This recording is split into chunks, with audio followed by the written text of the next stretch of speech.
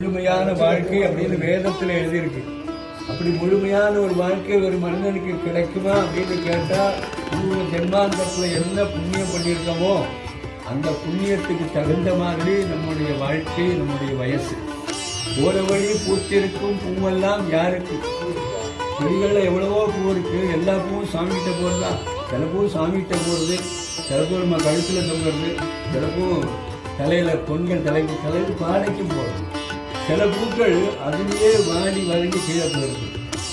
எந்த பூ என்ன புண்ணியம் பண்ணியிருக்கோ அந்த புண்ணியத்துக்கு தகுந்த மாதிரி அது போய் சேர்ந்துதான். அது மாதிரி நீங்க ஜென்மாந்தரத்தில் செஞ்ச புண்ணியம் தில்லை நடராஜன் லோகம் முழுவதும் நீ பார்த்துருக்கலாம்.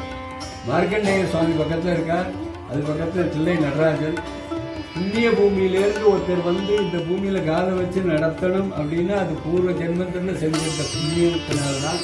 அந்த நடராஜ சுவாமி அவருக்கு மற்ற கோயில்ல அப்படின்னா இப்போ பத்மநாப சாமி கோயிலாம் நம்பி அங்கேயே இருப்பார். ஒரு 4 வருஷம் 5 வருஷம்னா போயிடுவாங்க, வேற ஒருத்தர் வருவாங்க. சபரிமலையில 1 வருஷம் தான் இருப்பார் சாமி, அப்புறம் வேற இருப்பாங்க. இன்னொரு அப்படி ஒரு 300 குடும்பம் சுவாமிக்காக தன்னை அர்ப்பணம் பண்ணினவர்கள். அந்த நடராஜருக்காக டெய்லி பூஜை அபிஷேகம் தன்னோட அர்ப்பணம் பண்ணி ஒரு 10-300 குடும்பம்.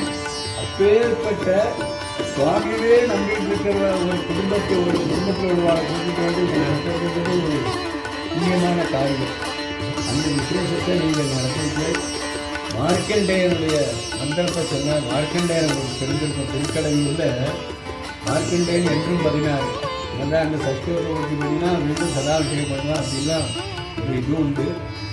அப்படி அந்த மார்க்கண்டேயனை இங்கே ஆவாகனம் பண்ணி, மகாகணபதியை ஆவாகனம் பண்ணி, பிள்ளை நடராஜனை ஆவாகனம் பண்ணி, அபிராமியை ஆவாகனம் பண்ணி, அஷ்டதிக்பாலகர்களாக ஆவாகனம் பண்ணி, இந்த குடும்பத்தில் உள்ளவர்களுக்கு யாரும் குறைவும் வரக்கூடாதுங்கிறதுனால தான் பிராமணர்களை வைத்து வேதனை let noble thoughts with complete everything.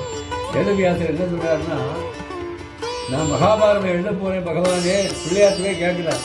நான் ஒரு காவியம், மகாபாரதம் ஒரு காவியம், ராமாயணம் ஒரு காவியம், இதிகாசங்கள் 2.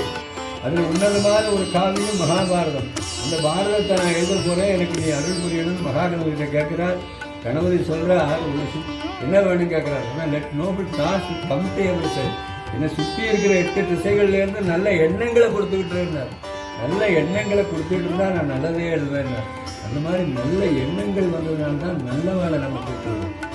எண்ணங்கள் நல்லா இருக்கலாம். சிந்தனை செய்வனமே சொல்றாங்க. நல்ல சிந்தனை நல்லா இருந்ததுனால, எண்ணங்கள் நல்லா இருந்ததுனால நல்லவர்கள் கூடியிருக்கிறார்கள்.